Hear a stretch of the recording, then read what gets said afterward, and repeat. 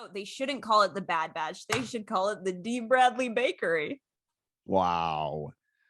What a joke. They should call it the Bad Batch. They should call it the Good Batch. The Good Batch.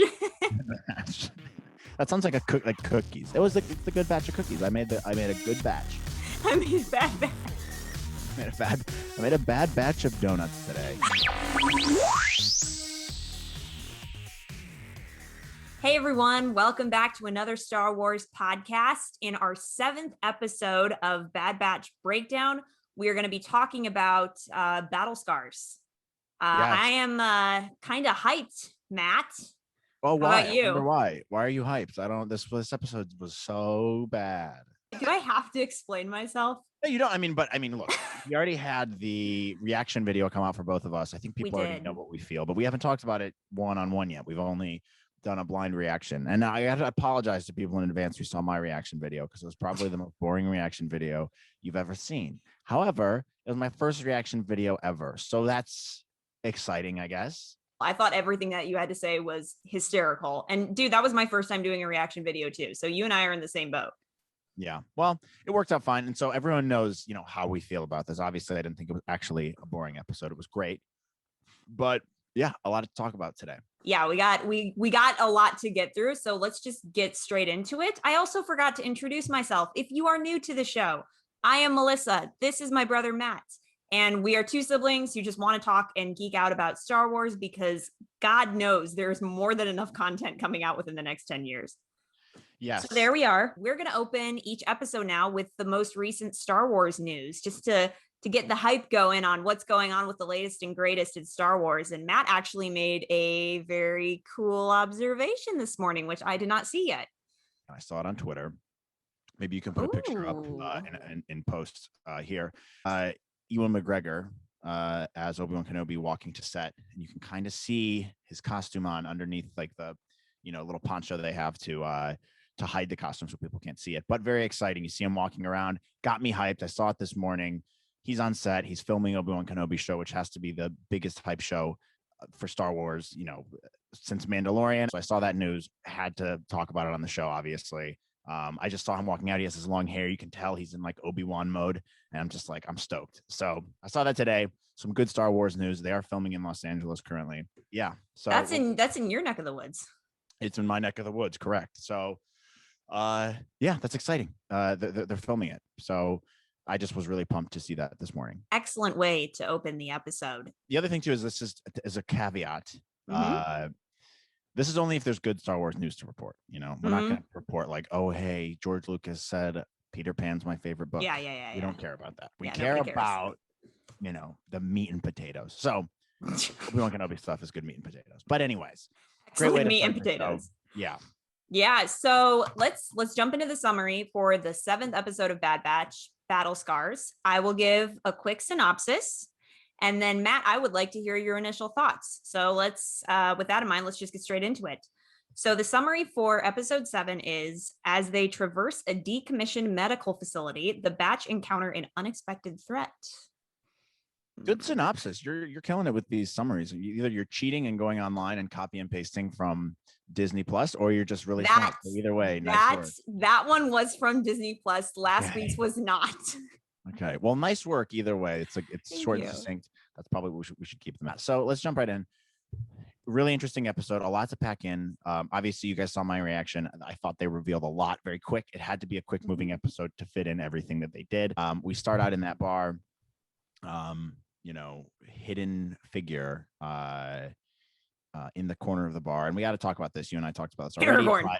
Aragorn. Lord of the Rings vibes in this episode throughout. So you got Aragorn, sitting in the corner. I think that's on purpose too. It has to have some kind of relation. The hooded figure sitting, you're like, oh, who's this mysterious figure? Also, later on in the episode, the cinematography was kind of Lord of the Rings-esque as they are walking, on the junkyards of Braca. Mm-hmm. You can see them. It's very like when the Fellowship is, going through the Misty Mountains or whatever. I forget it's not the Misty Mountains, but they're on their way to deliver the ring, and it's snowy, and you can see the sweeping landscape and stuff. So I got a very similar type of vibe. Look, I'm a Lord of the Rings fan too. I love Lord of the Rings. So that's a similarity we had to kind of draw right off the bat. Yeah, I think you and I made that connection immediately. I'll just agree with you. I think there were major Lord of the Rings vibes in this episode, but that's also not surprising to me because Dave Filoni, regardless of how much say he has in the show, he is a huge Tolkien buff. He is a huge Lord of the Rings buff. He is constantly comparing Ahsoka to Gandalf. And so to see this and have that be the first thing that you and I both reacted to, like, this is definitely intentional. Yeah, I think so too. And you posted that funny meme, like Return of the King, obviously, with the big reveal we have. Dude, Rex means king. Rex means king. Yeah. And that's totally on purpose. Aragorn is the Return of the King in Lord of the Rings. So it's the same thing here. Also, starting off this episode, I just want to start by saying, I should have said this to begin with. We were right. Okay. We're super smart. We called this from last week. We said it was going to be Rex, who this big reveal is. By the way, this isn't really like spoiling the episode. It's revealed within the first like 5 minutes. Yeah. They reveal it. And I was like, obviously. So we were right. And I want to call that out. We predicted this. We said it was going to be Rex, if not Rex, Bail Organa, but it's definitely Rex. But if not Rex, Bail Organa, but it was definitely Rex. And we were definitely right. Yeah. And I think everybody kind of expected it at that rate because you have the mysterious figure. They show you the eyes when he's sitting in the back with his drink. And as soon as I saw the eyes, I was like, it's Rex. The second I saw his eyes, I was like, that's him. Oh my God. And then you can watch my freak out because I kind of screamed like a little girl. But anyway, yeah, this episode was, oh God, so chock full of stuff. We get the batch coming back from a mission. They look like they're working for Sid regularly now. She's kind of landlording them. She's kind of housing them. She's paying for everything. We get a really cute moment between Wrecker and Omega, and their like little bond is forming, which is super cute, where they go get the popcorn or whatever they were eating. Little raspberry popcorn things. Yeah. Looks like cereal. Yeah. Some kind of cereal, like Fruit Loops or whatever it is. Looked delicious. Looked like those fake raspberry candies you can get that are like kind of crunchy. I'll have to find a picture of those and put those in there because I don't know what you're talking about. Oh, well, I can send them to you afterwards. There's like little raspberry candies, but whatever. Neither here nor there. They looked delectable. And they made a nice crunchy sound. So anyway, the Bad Batch are talking to Sid. We get a ruckus in Sid's bar, and we find out that the mysterious figure in the back is Captain Rex. Hot hunky crap. Captain Rex. Yeah, we got to talk about this for a second. He took back the hood, and I literally just had a moment of like, okay, first of all, Rex is attractive, period. I shouldn't have to like say that. Like, period, he is attractive. He takes off the hood, and I was like, why is this 20 times more attractive than you normally are? What are the animators doing to me? Yeah, they were trying to make him like his bone structure is perfect. He's a cream lord. He's right up there with gorgeous hunk Saw Gerrera. Yes, I think he's even hotter, maybe. And then gorgeous hunk Saw Gerrera. Could be. Gorgeous Good hunk reveal. Rex. Cool reveal. We see him. I'm like, obviously we were right. Cool moment between them. He gets to meet Omega. Then he starts freaking out. He's like, you haven't had your chips removed, Yeah, let's actually I need to bag a little bit on Tech. So in the second episode, Tech is building that machine or whatever, the device to scan for the chips in their heads, and then they drop it for like 3 episodes. I was literally sitting there thinking, is like, as soon as Rex finds out that Tech is like, oh, the chips, they're a big deal, but they're not for us because, like, we're different clones. And Rex immediately has a freak out. Rex reacted in the exact way that Tech should have reacted. He was immediately on guard. He was immediately afraid. Yeah. And they're all like, no, it can't happen to us. We're fine. And it's that whole example of it can't happen to me syndrome taking place. Like, Rex immediately got into defense mode, and they're all like, whoa, dude, chill. Like, we're fine. Yeah. But I also really liked that because it's calling back to season 7 of Clone Wars, where Rex did witness all hell break loose. Like, he fought off the chip to save Ahsoka. Ahsoka then saved him. And then we had that whole devastating scene at the end of the episode where they're burying clones. Like, really morbid stuff here. Yeah. And so I liked that that characterization of Rex. I like how he responded to that. He's taking it seriously, but it's being super cryptic too. They're like, well, how'd you get yours out? And he's like, I had help from a friend. Yeah, but think about this. Okay, just tell us who. Okay, well, think about this. Can he actually say that it was Ahsoka? You know, I mean, like, regardless or not, whether or not like the Bad Batch have good intentions, he's still putting her at risk. If he says, oh, yes, it was a Jedi that helped me. And Ahsoka's trying to lay low at the moment. So if Yeah, Rex that's a fair even, point. you know, and I think that Rex would do his best to protect her. Yeah, that's probably true. Yeah, I guess you do have to be a little cryptic, but I thought they would have more, you know, more of a hint other than just, oh, I had help from a friend. I'm Batman Rex. I was half expecting him to say that, by the way. You probably saw that in my reaction video. It's like, who are you? And he's like, I'm Batman. I'm Rex. I'm Rex. Anyways, so we move on. We go to after this scene, we're like, all right, well, they're leaving. We see them get into hyperspace, whatever, and they go to a very certain planet that's special and cool called Braca. Braca. And Where have we fans of heard that Jedi before? Fallen Order will know that that is the scrapyard planet that Cal Kestis is on. At the beginning of the game, where they have that awesome opening scene, one of my favorite first levels to any game ever. It's like, ooh, and what that scene's awesome. And he's decommissioning these ships or whatever. And I'm like, that's kind of cool because like now we have this cool planet, which I think is a really cool Star Wars-y building planet. Artwork was awesome. You could tell they put a lot of effort into the scenes here and like the landscape and very world building elements here. Yeah. And like sure. I thought maybe I was like, okay, now and here I go. I theorize on like big characters all the time, but like Cal Kestis was on this planet. He's still really young at this point, like he's still probably 12, but he's around and he knows how to use his master's lightsaber. He's around somewhere. I don't know if he's on that planet, but like yet I don't know exactly how he got there, but that's, I mean, now that we see this planet, it's like, okay, well, maybe he comes in at some point. Maybe he connects in the Star Wars universe again somehow, which would be really cool. Jedi Fallen Order is a fantastic game. Cal Kestis is a really cool character. Having them go to Braca, and then even those, what are they called? The Scrappers, the Braca Scrappers, right? Yeah. Even their outfits, they're the Guild or something. They're really cool characters. Their outfits are the same as in the opening of Jedi Fallen Order. Yep. The like with the helmets and whatnot, and like the way their outfits look, that was an awesome callback. But even, you know, going back to the animation, like how you were talking about, like I feel like with every episode that we record of Bad Batch Breakdown, we're always talking about the animation. Like compare the animation now to season 1 or 2 of Clone Wars. Like it's come so far. It's ridiculous. But I'm even thinking about like, so Rex, going back to Rex, because I can never get enough of Rex because Rex is awesome and I love him. Going back to Rex, there's even a moment in the beginning, you know, when he's about to draw his gun on the Bad Batch and he says to them, he's like, you can't control this chip.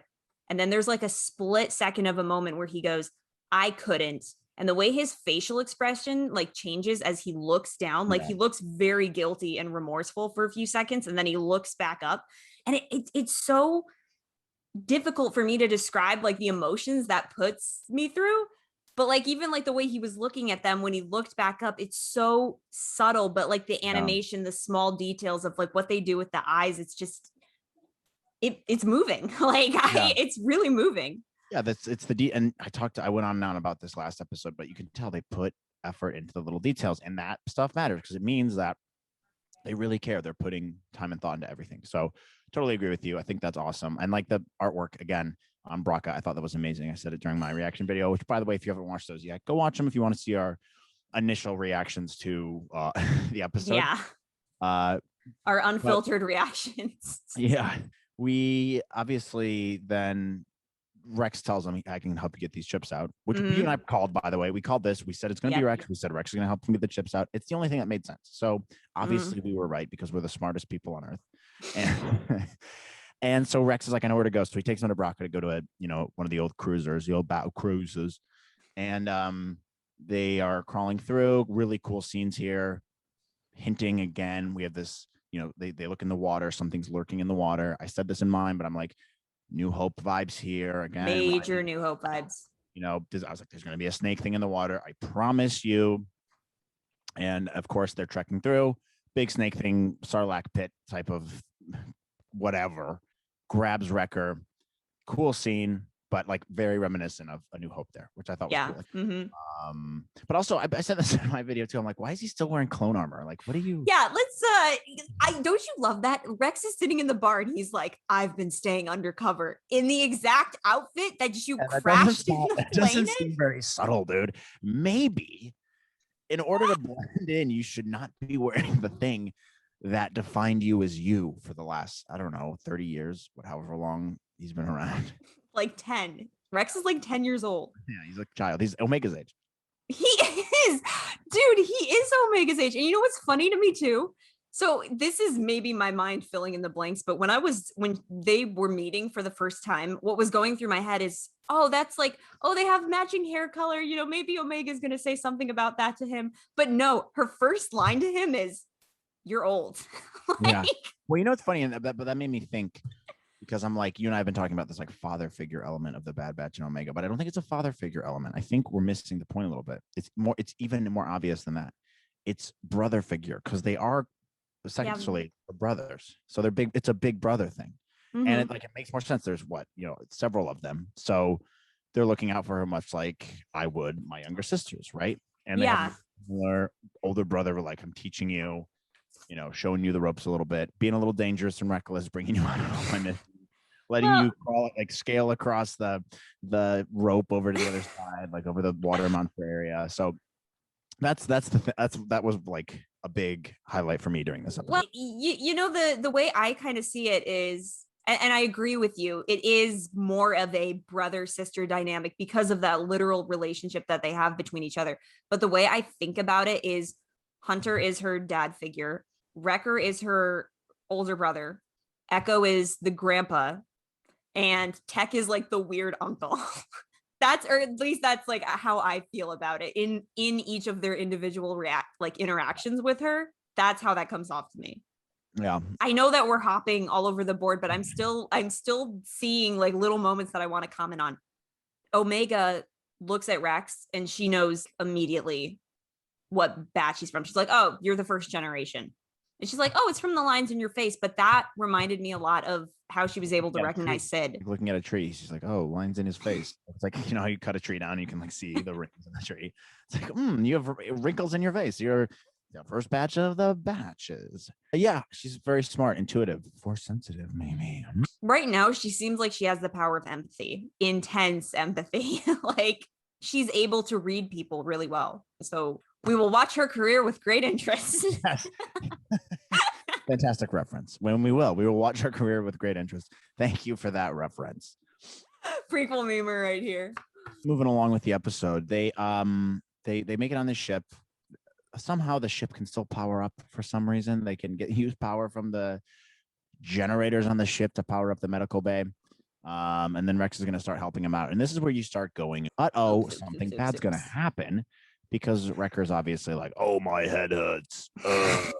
And I'm like, whoops, restrain him down or something, because this is not going to end well. What were you feeling in these moments? You knew it was coming because of the music, which again, the music buildup is fantastic in this show. Music in general is great.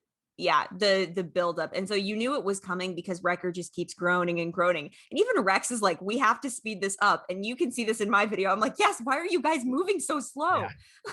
Omega's like slowing things down. Like, is he going to be okay? We're like, yes, he'll be fine. Just let him do it. The saddest thing that we've been building up to these last couple episodes, we knew this was going to happen. Mm-hmm. Wrecker goes a little rogue.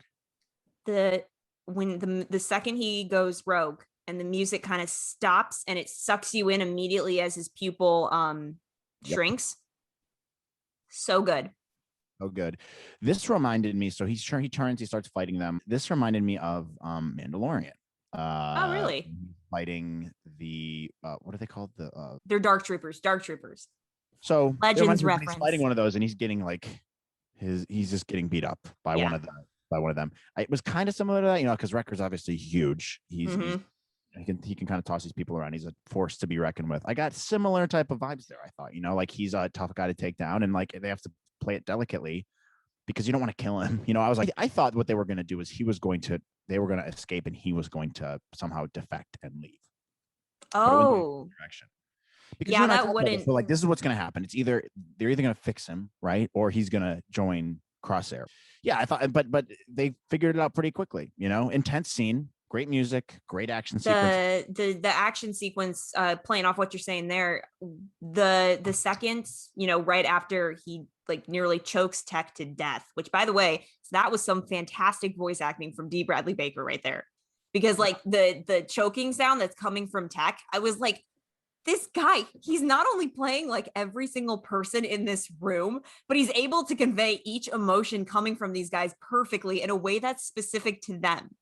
Yeah, like, I mean, you're doing the same voice, but you're doing it slightly different for each one, and then you have to have personality quirks and stuff with each one of them. Like the talent on that guy's insane. Like especially when Rex first came in, I'm like, oh, here he goes again, doing another character. I don't know how you do that. That's got to be so hard to switch between those. And I'd love to see how he does his recording process too. That'd be really interesting to see. Like, does he record each character separately throughout the show, or does he say line by line and just switch on and off? I mean, either way, it's fascinating. But maybe there's some videos online that I can look at of that, or maybe he'll come on the show and he can tell us. But yeah, please come on the show, D. Bradley Baker. And on that note, they shouldn't call it the Bad Batch. They should call it the D. Bradley Bakery.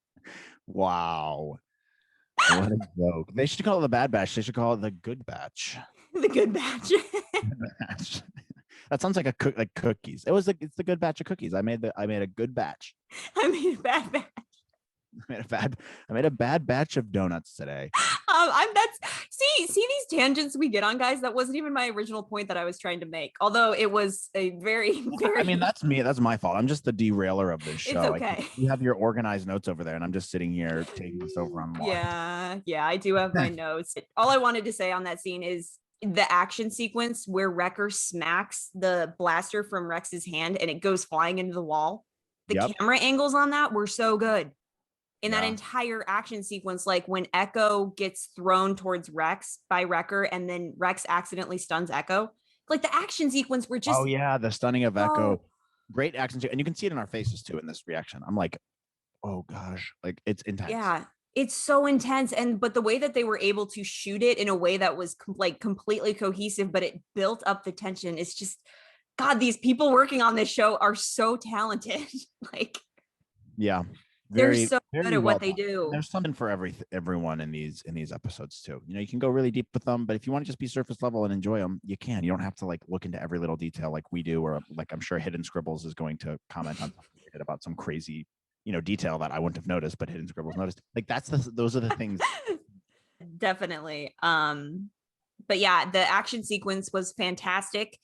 I thought the same thing as you, Matt. After seeing the way that this played out with all of them getting their chips removed, it really sets up the second half of the season quite well, because now we can tell that the Bad Batch are going to try to capture Crosshair and do the same thing to him. That was Act 1, I think, of this season. That was the first arc of this. So it's like, oh, Wrecker's slowly building up to this. Now it's going to be something else, and now the Lucas Arts people are being cryptic again about how next episode's going to be great too. So who knows what's going to happen then? And we can speculate on that a little bit, but I did think it was a little strange to me. Like you can tell they're trying to move this along, and you and I said this last, but they really hit their stride with the last episode. It's the same thing with this one. Yeah. But the fact that they were able to, stop Wrecker so fast and then get the chips out, I was like, wow, that was a really quick sequence of events. A lot of things. Rex came, he's going to get their chips out. Wrecker turns, they have to stop him, and they get all their chips out. It's like there's so many things that happened. So you can tell they're moving. They want to fit a lot in, because I don't think they would have done that. It's all of that in one episode if they didn't have an agenda and other things they're going to try to fit in for the rest of the season. I totally agree. And I think that the last, how many episodes are there left? If we're 7 in, we have 9 episodes left. So I feel like in these last 9 episodes, it's going to be more geared towards what's going on with Crosshair and their attempt to try and save him. Whether or not they succeed, I personally don't think they're going to. Is yet to be seen. So I agree. I think it's setting up the second half of the season quite well, and I'm really excited to see where we could go from here, because now getting into the end of the episode, actually, let's backtrack for 1 second.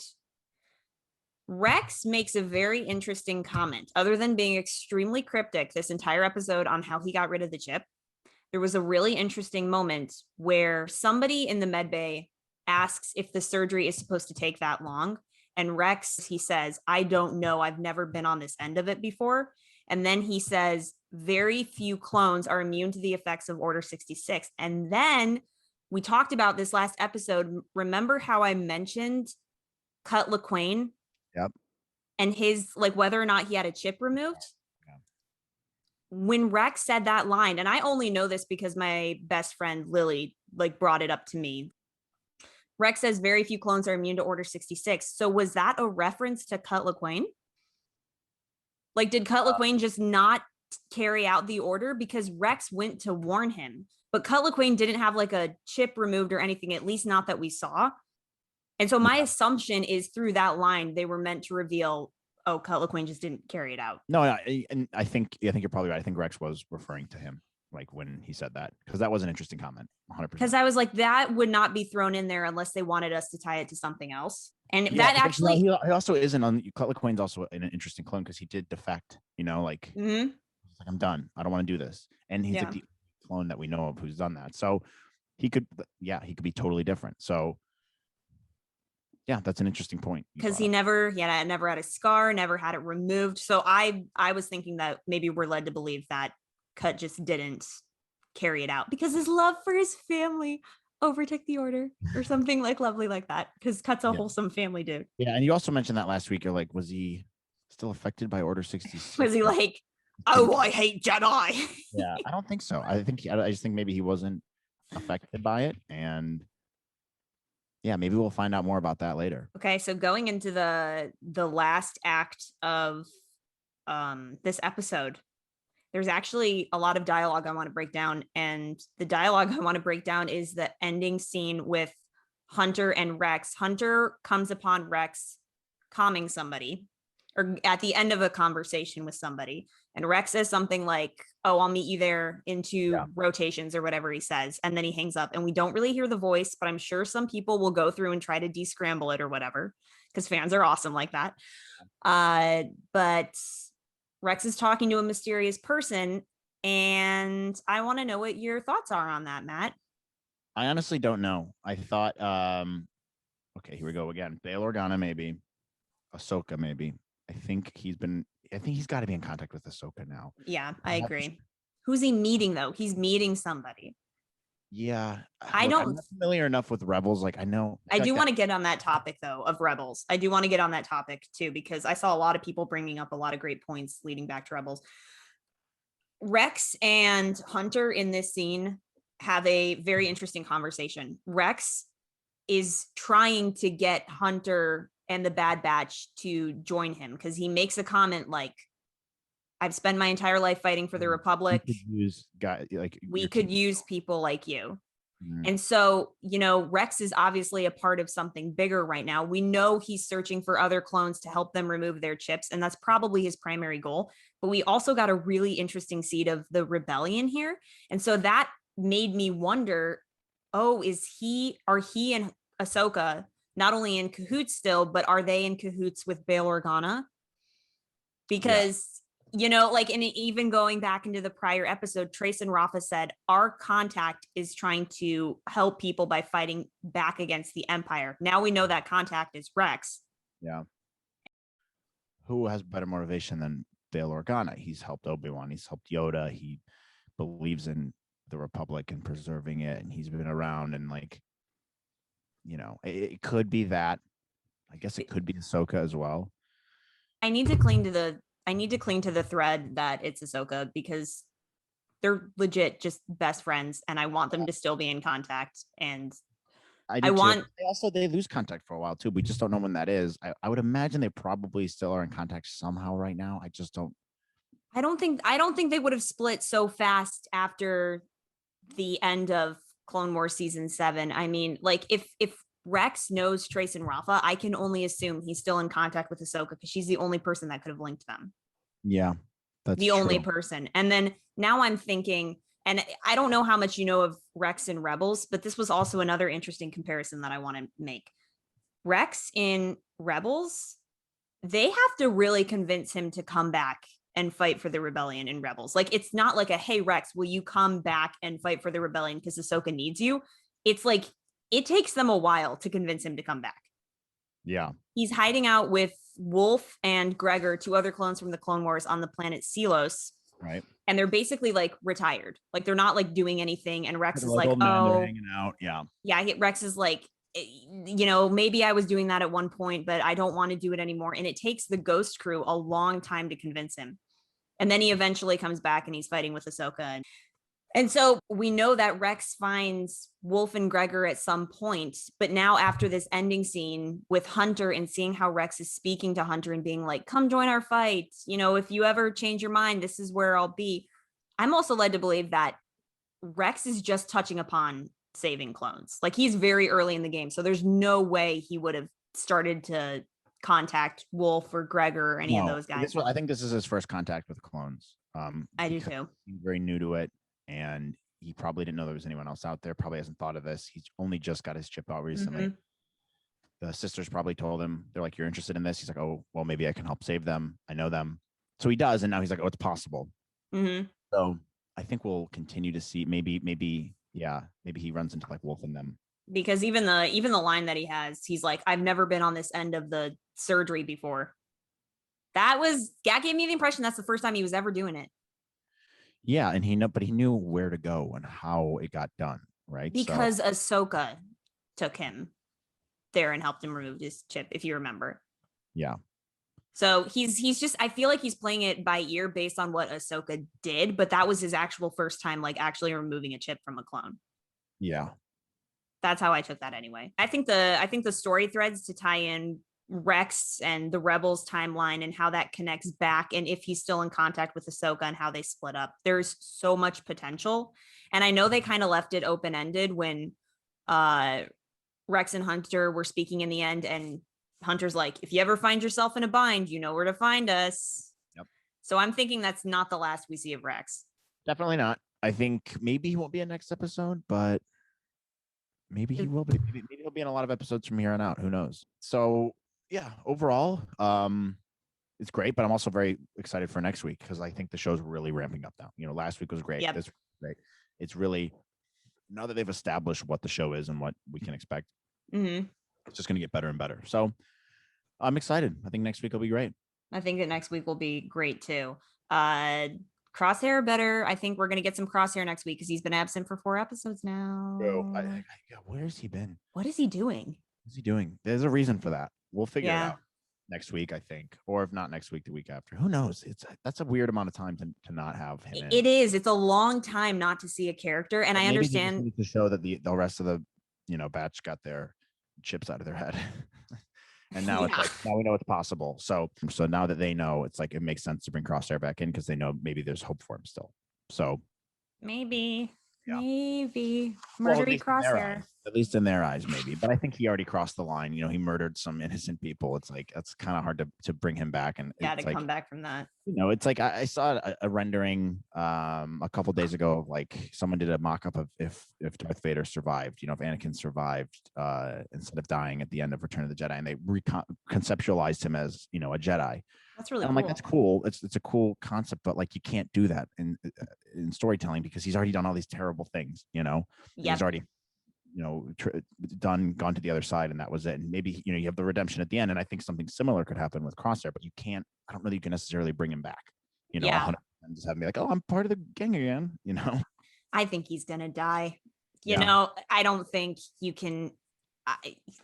Sorry, guys, if you're Crosshair stands, I'm really sorry. They're also not building his character up anymore. Like we haven't seen him. You know, they're not like trying to make you attached. Or have given any redeeming qualities to him. You know, and maybe they will next week. Who knows? But yeah, I don't think it's looking good for him.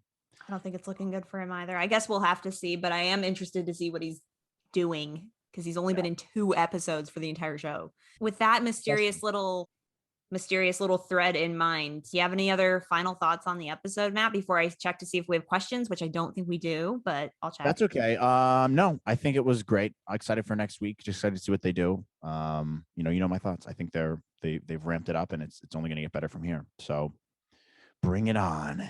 Bring it on. I don't have any other thoughts on the episode other than the fact that I would die for Rex, and I absolutely love him, and he's gorgeous and perfect and never done anything wrong in his entire life. I love you, Rex. Great. This is my love letter to Rex. I'm sorry, dude. Rex and Ahsoka are my 2 favorite Star Wars characters. I love them. I love their relationship to each other, and I want to see more of them in action. I love them.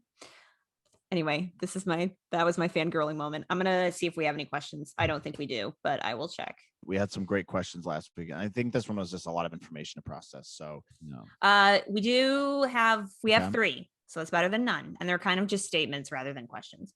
But Jasoka Arts is back. Hello, Jasoka Arts. And Jasoka Arts says, I hope we'll see Rex again at the end of this season. Also, Rex is so handsome. Hard eyes, hard eyes. Oh, so she agrees with you and me. Jasoka Arts agrees. Yeah, I mean, it's Rex is a hunk. He's a delicious hunk. Gorgeous hunk. Gorgeous hunk Rex. That's going to be our new trend. Start the hashtag, guys. Gorgeous hunk Rex. But yeah, I think we'll see Rex again at the end of the season for sure. They gave us that line between Hunter and Rex. They don't throw dialogue in there unless it's like with purpose. And he was legit like, if you ever find yourself in a bind. Yeah. So JIB asks, or Jib. That would be a great Star Wars character name. Jib asks, will we see Wolf and Gregor? What do you think, Matt? I think that's a good possibility. Maybe we'll see how Rex helps him out. I think we will see him before the end of the season again, and I think maybe we'll see him with them, because there's already been some ties to the Clone Wars. I think you're going to see some ties to Rebels as well. I wonder if the next time we see Rex, he'll have already helped Wolf and Gregor, and they might be with him. Yeah. Maybe we don't see him directly doing it, but like maybe we just see it, like we see them later on. I do think that we will see Wolf and Gregor, and I think there is a possibility that they might show up with Rex the next time we see Rex on the show. Well, let's see if about this last question. Julie_Allie asks, been thinking about the shot with Rex in the corridor, looking at his helmet. Thoughts on that? I think he's basically reflecting on his role now. He's not really a soldier anymore. It was kind of like a tiny moment as they're waiting for Wrecker to wake up. I think he was just considering, like his place in the galaxy and what his purpose is, since they kind of don't have a purpose anymore. Yeah, because he also mentions he's like, I spent my whole life serving the Republic. Got to be going through a little bit of a midlife crisis at this point, or a quarter life crisis. Rex is feeling his full 10 years. Yeah, he really is. But yeah, I mean, that's got to be a tough thing to come to terms with, No, it's sad. I love him so much. God, I want only good things for him. But those are the only questions that we have. Again, that's my fault. I posted them really late. I'm sorry about that. I will try to be better about it in the future. But yeah. Thanks for your questions. Thanks for your contribution. If you have anything else, email us at AnotherStarWarsPod@gmail.com, or Instagram DM, message us, hit us up on Twitter. Yeah. Thanks for your comments. We appreciate it. And we're looking forward to next week too. And we'll have to do another reaction video sometime as well. Well, I'm definitely going to do another reaction video next week, because you need to go and look at the cryptic tweeting. There is more cryptic tweeting. I will do that right after this. So much cryptic tweeting, but I'll definitely have another reaction video next week. Fantastic episode overall. Rex is back, baby. Looking better than ever. Can only hope. Rex is back. Hot Hunky Rex is back, baby. And I can only hope that this leads to Ahsoka cameo. I am manifesting Ahsoka cameo. But the show is really, really ramping up speed. Cannot be more excited for its future. And I'm psyched to see what we're going to get next week, because I'm really hoping the crosshair thread now takes precedence. Going to be some exciting new episodes coming out in the next couple of weeks. So stay tuned and we'll break them down for you, because we're experts and we get everything right. And our theories are great. And the questions we get in the show are great. So keep sending them in. Don't forget to, like and subscribe if you're on YouTube, and subscribe if you're on Spotify, Google Podcasts, wherever. I'll put all the links. The videos on YouTube are better. Who cares? Yeah, we'll put the links below at star_wars_pod on Instagram and Twitter. But yeah, this is another Star Wars podcast, and we'll be back next week for another fun episode, I'm sure. Let's go. Okay. See you guys. See you guys later. Bye.